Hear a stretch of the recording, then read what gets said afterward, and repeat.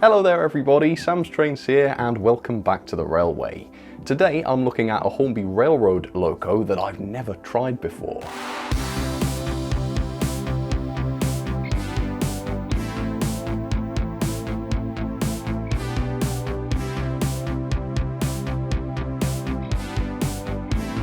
The loco I'm looking at today is this. It is the Hornby Railroad Plus Class 20.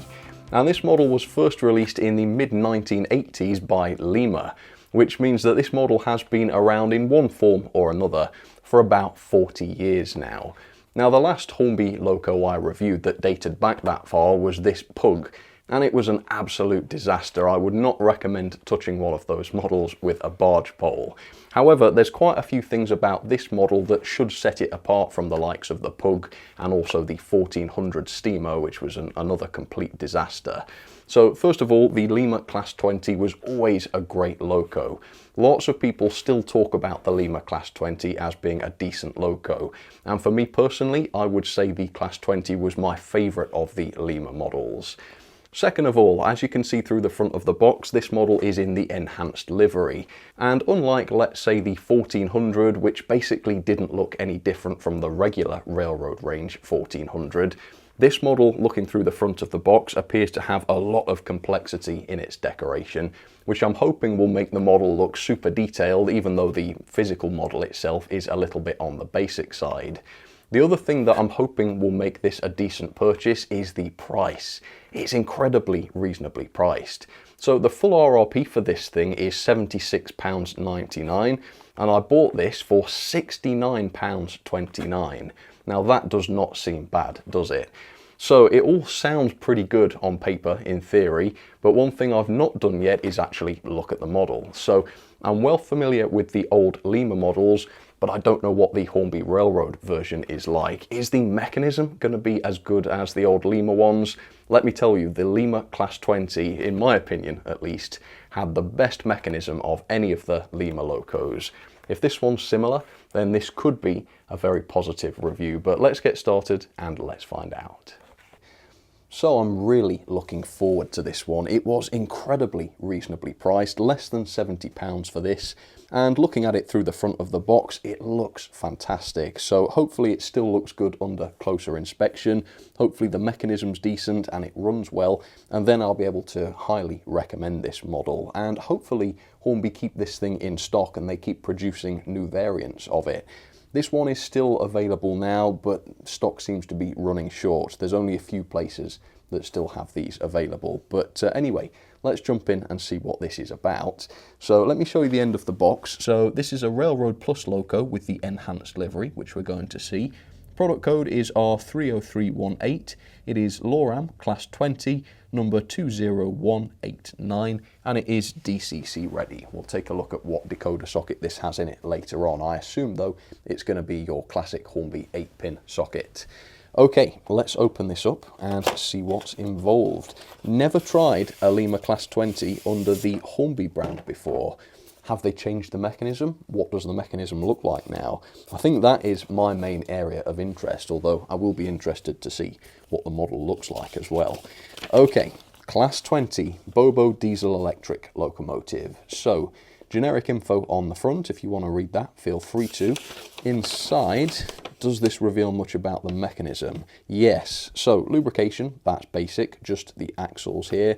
Body removal, this seems to work just like the old Lima 20 did. So you actually have to pull the buffers out, which is odd, and then unclip the body and that pops off. And then over here, you can see a bit about the mechanism. So look, this is not your typical cheap Hornby Railroad mechanism. We've got a centrally mounted motor which powers the driving wheels via this shaft. Now it's not all-wheel drive. The motor, traditionally on a Lima 20, just powered one of the bogies and the other bogie would be used for picking up power. That appears to still be the case on this model, except there are wires going to the powered bogie, which suggests all-wheel pickup. That is looking good. We've also got marker discs, is that right? So I'll have to check the accessories bag for that and see what we actually get in there. And then just on the back, nothing much to see. So, accessories, where are those then? On the back? No. Okay. Well, hopefully I do get some accessories here, because I believe the Railroad Plus diesels are supposed to come with an etched nameplate or two. Don't seem to have one of those. Let's open this up and have a look. All right. Got to overcome this tape. All right. There it is. Let's peel this back. Oh, the livery looks fantastic. I mean, looking at this from a distance, you'd struggle to tell this wasn't a Bachmann 20 or something like that. I think up close that will be more obvious, but yeah, from a distance, it looks fantastic. Okay, let's pull this out then. Yeah, no accessories in here, that's concerning. So here it is. It's a heavy loco, this. Yeah, it's definitely not too bad. I mean, is it going to compare with the Bachmann Class 20 in terms of weight? Probably not, because this is a fraction of the price. But yeah, it doesn't seem ridiculously light. And down here, the actual chassis is die-cast. How awesome is that for a Hornby Railroad loco, and a cheap one at that? You know, a typical railroad price is about £100. Well, this one's 3/4 of that, which is great. And yeah, the decoration looks fantastic, doesn't it? So, a little bit of background on the Class 20 in real life, and then we'll take a much closer look at this loco and its level of detail. Also known as the English Electric Type 1, the Class 20 was a fleet of 228 locomotives constructed between 1957 and 1968 by English Electric. Weighing in at 73 tonnes, the class was so numerous because it was one of the first diesel engines in this power range to be deemed successful. Given their small size, their stats were reasonably impressive, boasting a 75 mph top speed and a power output of 750 kilowatts, although they were often double-headed in order to haul larger freight trains. While not unheard of, the Class 20 did not usually haul passenger trains, and they were instead used for mixed freight. Interestingly, the class did use steam-era disc indicators prior to the introduction of head codes in 1960, making them a classic transitional locomotive between the days of steam and the days of diesel. Most remaining members of the class are now in preservation, that's 22 in total, although some do actually remain in service. The rest of the class were withdrawn from 1976 onwards. And here it is up close and personal for you, Hornby's Class 20 in the Railroad Plus range, and I think this is fantastic. I mean, look at this thing. For less than £70 at the retailers, how can you complain about this? It looks brilliant. Now, is this going to compete in any way with a more modern, new-tooled diesel? No, obviously not. It is not intended to do that. This is supposed to be a cheaper alternative, which is affordable but has some features stripped back. And that is exactly what this is. And as I suspected it would, this really stands out from the other older locos that I've looked at from Hornby recently, like the Pug and the 14XX. I mean, this has been upgraded meaningfully. It's not just a lazy re-release of an ancient model. It has actually been brought up to modern standards, and we'll talk about how later on. Also, when they say enhanced livery, they actually mean it this time. It's not just the fonts looking slightly better, the finish is miles better on this. We've got tons of complexity in the decoration, which actually is comparable with new-tooled expensive diesels. Not bad to say this is easily half the price. So let's start talking about this. Let's talk about the weight first of all, and thanks to that die-cast chassis, this is a really heavy beast. It weighs in at 335 grams. For a smallish Class 20, that's definitely not too bad. Now this is a little bit lighter than the original Lima Class 20. Here's that one now. It looks a lot worse, doesn't it actually? Although this was heavier, it came in at 350 grams, which is a pity because the new tooled Bachmann Class 20, which was much more expensive than these, weighed in at 340 grams. So if this Railroad Plus 20 was the same as the original Lima one in weight, it would actually be heavier than the much more expensive Bachmann Class 20.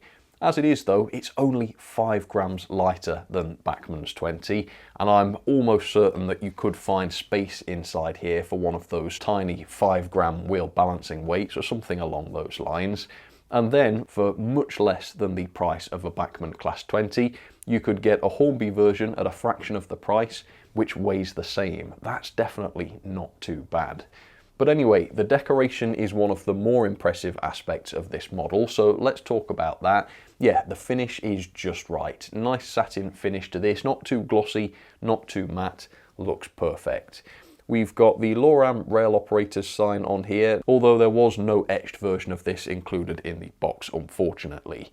That would have been nice to see, but at less than £70, I'm not going to complain. Same here with this little logo here, that's just printed on, but the quality of the print is absolutely fine. Around the cabs we've got the window frames which have been painted. They look fantastic. Again, that was never a feature with the original Lima Class 20. And we've got the number on the side here, which is a lovely print, and we've even got the spec on the side here, which is a tiny little print. We've got the warning signs and the yellow banding that goes through them, all wonderfully done. Even the handles on the service doors here have all been picked out. That just does so much for making this model look more detailed than it is. The battery boxes on the underside, look at the detail on here. These upgrades are not just superficial, they truly do make a massive difference. The bogies, these are the same bogies as on the Lima version, but just this small addition of having the axle boxes painted here just elevates those. They look great as well. On the ends we've got the yellow paintwork, as you can see, and the joints here are reasonably good. At the bottom they're a little bit messy, but on the whole no major issue here. And there's more painted detail on the ends too, including these warning signs, and we've also got the head code here. So yeah, this is a later version of the Class 20, which explains why I didn't get those marker discs with it. So actually that's not an issue. Let's talk about the details and features of this model then. The first thing to talk about is these. Look, we have proper NEM tension lock couplings here. Obviously the original Lima model did not have those, but Hornby have upgraded that at some point. The same was not true of the 14XX and the Pug. They had their old horrible original couplings on them. This has been upgraded. What a difference that makes. That makes it compatible with modern rolling stock and other modern locos. Absolutely spot on. Another major upgrade is the wire handrails. Now, looking at the original Lima model, these were just moulded on. They were picked out, so they looked pretty good, but they were just moulded on. This version of the model has been upgraded, and as a result, the handrails stand out beautifully. They're nice and fine, and like I say, they are wire metal, which is great. Same on the front end, yeah, wire handrails, and I believe these handrails around the doors, these are also separately fitted too. How awesome is that? Separate parts though are at a minimum on this model, so you haven't got any sort of etched grills or anything like that. Even on the roof, the fan grille here is just a part of the moulding. The moulding effect here is absolutely fantastic. There's nothing wrong with it at all. But obviously it's not going to look quite as good as, let's say, a Bachmann Class 20, which does have a separately fitted grille here and even a fan behind it. Similar kind of thing around the back, so these wires here, these are just a part of the moulding. They don't look the greatest, but I guess, again, for the price, you can't complain too much. We've also got the wipers, which are just moulded into the window glazing and then picked out. From a distance, they look fine, but up close you can tell that this is not a more premium model. And then we've got the head code here, which is a separate piece, but it's not been fitted too well. It is kind of wonky here, and I've tried to push that into place, hoping that it would snap back into position, but it hasn't done that. So yeah, not the best. And similarly, it doesn't look as though we've got working lights on this model, unfortunately. That was true of the original Lima model too. Instead, we've just got lights here which are painted to look like there's a lens there, when actually there isn't. The buffer beams are very basic as well. As you can see, no separately fitted detail here, apart from the buffers, which are just plastic parts, and they're obviously not sprung either. And these are actually what hold the body on, so they are just simple plastic pegs. And here's a look at the front end, which is very similar, so no real separately fitted parts here, although I think this headlamp, maybe that's a separate part. But again, that is clearly not a functional one, it's just a cosmetic one, but no big deal for the railroad range. And then finally, inside the cab, we do have some detailing. I don't think there's anything picked out or anything, and it is very dark in there with no cab lighting. But there is a bit of furniture inside there, which I will show you when I take the body off later on. but that should just about do it. Extremely cheap and cheerful, very basic physically, but the decoration really makes this look wonderful, so that when it's at a distance, running on the layout, hauling a train, it should look okay at the very least. I think this is worth £70 of anybody's money, really quite easily. But that's only if the mechanism is as good as I'm hoping and the performance is as good as I'm expecting too. Obviously, it doesn't matter how cheap a model is, if it doesn't run properly, if it's not built to last, then it's not a very attractive purchase. So let's get this down onto the track and let's see how this does. So there she is down onto the track, the Hornby Railroad Plus Class 20, and I think for a Hornby Railroad loco, you've got to admit this is better than average at the very least. Anyway, I've already filmed the initial performance test and running in, and I'll show you all that in just a second. Next, I did a disassembly to take a look at the mechanism, and I'm going to present that for you now. So, the mechanism is not the best, and it would be totally unacceptable in a high-spec and expensive loco. However, in a cheap loco like this, in an affordable Hornby Railroad loco, I would say the mechanism is adequate, if far from impressive. And actually the general design and setup of this mechanism, I would say, is my favourite of the railroad diesels. It's much better than your usual kind of cruddy motor bogie design, which is unserviceable and plasticky. Okay, so let's jump in. So, like most Hornby Railroad diesels, this is only driven by one bogie. So this non-driven bogie has freewheeling wheels, which just pick up power, and that is it. There are just 4 driven axles in total, and 2 of those wheels have rubber traction tyres on them. And this is a pity, I think, and this would have been avoidable by having all of the wheels on the model driven. I don't think it would take much of a modification to make that possible, and the weight of the loco is certainly adequate so that if all wheels were driven, it would have no problem being a decent hauler. So, pity to see traction tyres, but alas, it is a pretty common feature in the Hornby Railroad range. Here's an interesting feature then. So the base keeper for the driving bogie is screwed on, it's not just clipped on. This is the same as it used to be with Lima, and I would say that is better than normal in Hornby's Railroad range. And as you can see here, we've got simple plastic gearing going to both of the driven axles, but as you can see, there are no proper bearings on the axles here. Pity about that. Again, this is a cheap mechanism and it shows. If I pull one of the axles out, you can see there are wiper pickups on these wheels, even the ones with rubber traction tyres, so it is all-wheel pickup. But as you can also see, the slots for the axles to sit into are square. Why they would do this, I don't know. That is in real need of an upgrade. Now, the only saving grace here is that the bogie chassis are made from a smooth plastic, so hopefully they won't wear out too quickly. But anyway, proper bearings would have been much better here, even on such a cheap model. Okay, the body removal is certainly odd and unconventional, but it's actually not that inconvenient. So you do have to pull the buffers out, but this is quite easily done without too much force. And then you just have to pull out the sides of the battery box on the bottom of the loco, and just like that, the chassis comes out nice and easily. So unconventional, but totally easy to do. And here is the chassis. It's a lovely cast chassis. That is very unusual for the Hornby Railroad range. And as you can see here at the end where the driving bogie is, there's loads of extra weight in the chassis here, which again makes the traction of this loco awesome. I'm pretty sure this would be fine without traction tyres, you know. And then we've got this massive motor. Now this is, I think, the most substantial motor I have ever seen in a Hornby Railroad loco, possibly even in a Hornby loco in general, actually. Even their super premium diesels don't tend to have more substantial motors than this, so that's great to see. It is just 3-pole according to Hornby's website, and it doesn't have a flywheel, so again, not the best, but a nice chunky motor in such a cheap loco. That is great to see. And then of course you've got one drive shaft going to those driven wheels. Pity that they didn't just upgrade this and drive both of the bogies. Again, I don't think that would have been too massive an upgrade to make. And then in terms of DCC, we've got the 8-pin socket just next to the motor there, so that's a nice and easy one to chip. And of course, it's pretty feature-free in that there is no lighting on this chassis and no pre-fitted speaker. Again, that's what you'd expect at this price, but it is true nevertheless. And then the gauging comes in at between 14.2 and 14.3 millimeters back to back, which is pretty much in line with the standard. So yeah, in some ways a poor quality mechanism, the lack of bearings, the traction tyres, all of this is a little bit naff, isn't it, regardless of how much you're paying.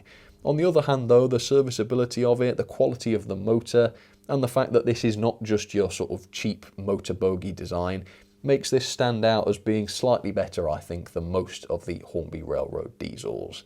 But anyway, enough about that, let me jump back in time and show you how the performance test went. Okay, fingers crossed this is a good runner then, because it would be a travesty for a model that looks this great and is this affordable not to be a good runner. But let's see, obviously it's not running yet, this is its first run straight out of the box. What is this like? Forwards direction, first bit of juice, here we go, turning up.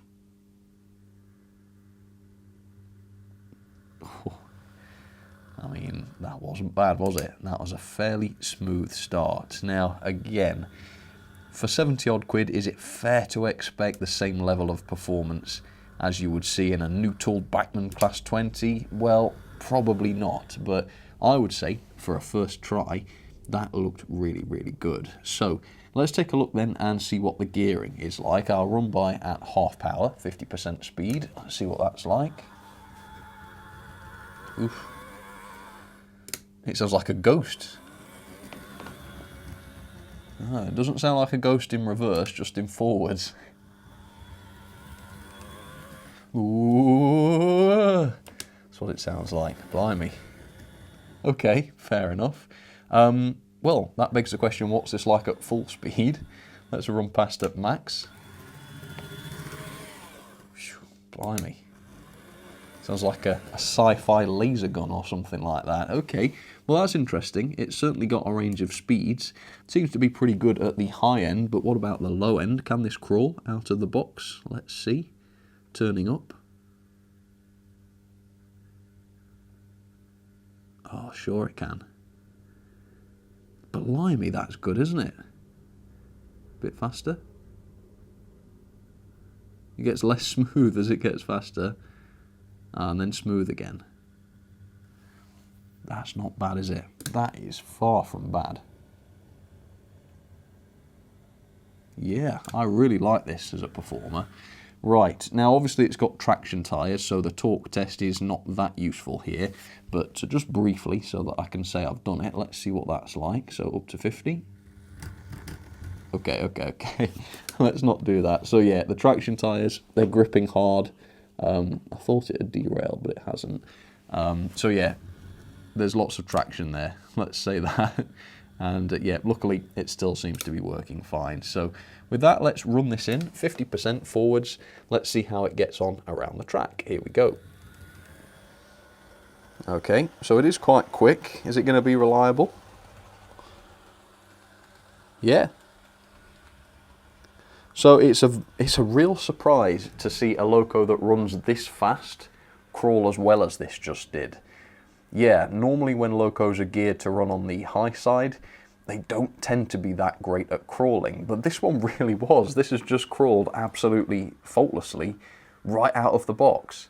So very, very impressive. Yet again, this model seems to really stand out in Hornby's range as being particularly good value for such a low price. I mean, it's making me wonder why they can't do this more often, because this is just tremendous value for money, isn't it? But anyway, I'll let this run in. It seems to be absolutely happy as Larry on the track. No problems at all on any part of the layout. Seems to be a spot-on performer. So this is shaping up really, really nicely. I'll let this finish running in, and then I'll come back to you. All right, see you in just a second. Alright, I am back and that is running in complete. Yeah, on the whole, it is really, really good. It is fast, that is unfortunate. If it was just geared down a little bit, it would be more sensible, but then again, at the slow speeds, it was still great, so that is not a massive complaint. The other thing is, you might have noticed this in the shots actually, I didn't notice this until later on, but it does have a bit of a waddle to it. Not always, but at times you do sort of see it judder on the track a little bit, which is obviously not that realistic, and the much more expensive Bachmann Class 20 doesn't do anything like that. So yeah, that's not the greatest. Look out for that as I run this later on, and hopefully you'll see what I mean. Tractive effort is astonishing. Obviously, it's a heavy loco and it's got rubber traction tyres, so it is going to be a good puller. It comes in at 0.9 newtons, which is about 50 coaches on straight and level track. Obviously, that's a lot. It does become a little bit unreliable when you load it up that much, though. As we saw earlier on, when you load it up and then turn it up, yeah, it's not healthy. I wouldn't recommend loading this up too much. Obviously, there's that clicking. I don't know whether that's just the traction tyres losing traction and snapping, or whether it's the gears kind of slipping and not meshing right. But realistically, don't load this up too much. You don't want to damage it prematurely. So let's see what this is like. I don't think the speed has changed really. A bit of a nasty noise there, but nothing too serious. Yeah, it's a fast loco. It doesn't sound dreadfully healthy. And I guess it's not that healthy, I mean, with those square bearings and kind of coarse-looking gears. But yeah, for the money, what are you going to say? And what's the crawl like now? Let's do this again. It was really impressive before. Turning up. Look at that. What are we on the controller there? About 20. That's about standard, I would say. It's astonishing. I wonder if Hornby are right when they say on their website that this is just a 3-pole motor, because they have been known to get information like that wrong before. And, you know, I have seen great performing 3-pole motors. It's cut out on the points, letting me down. But yeah, this, if I had to guess, is performing more like a 5-pole motor. And when I saw the motor inside, it did seem to be very high quality. Accelerate. Yeah, I mean, really, at the low end, this could give Bachmann's a run for its money. At the higher end, not so much. It becomes a little bit juddery, a bit wobbly, a little bit speedy for a Class 20, but at the low end, it's surprisingly good. I'm very surprised by how well it runs. But yeah, there we go. In terms of a load then, I've set up a bit of a mixed goods train. We've got some open wagons and some containers and some vans there. So let's see how we get on with the couplings. Obviously, they are NEM on this model, which is a fantastic upgrade. Why Hornby haven't done this to their entire range yet, I don't know, but they should, that's for sure. Let's back up. Let's see how precise I can be with a nice gentle coupling. Okay, slow down. Well, stop. And then let's try and crawl up to it. See how well this works. Oh, it has cut out again. That's strange. Give it a little nudge and try again. This only seems to be happening at the very slow end. And I suppose because it's got a pair of rubber traction tyres, that does take away some of its pickup capability. But it seems to be doing it okay now. A bit more. Nearly there. Well, the couplings look spot on.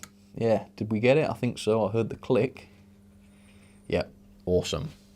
So I'm not expecting to see it have any problems hauling this relatively small train, but let's see. Here we go. Smooth acceleration. And I'm not going to go for the full 50% speed this time. I'm going to go for about 40, which I think is really the top end of what looks sensible for this. So alongside this, I'm going to run some of the other Class 20s that I've got. So on the middle line, going very fast indeed, we have the Lima Class 20, which is very, very similar. Possibly it's got the same gearing. As you saw, it runs very fast. The mechanism is very, very similar. The motor in the new Hornby one is better than in this though. This loco cannot crawl as well as the Railroad one can. And I also believe that only 4 of the wheels, 2 of the axles actually pick up on this, whereas the Hornby one has been upgraded to have all-wheel pickup, despite having those traction tyres. So while the mechanism is basically the same, the Hornby one has been upgraded slightly, which is really good to see. And yeah, as you can see, quite grumpy this is at the slow speeds. The Hornby one, much, much better. And that's got some coaches, just for a bit of a change.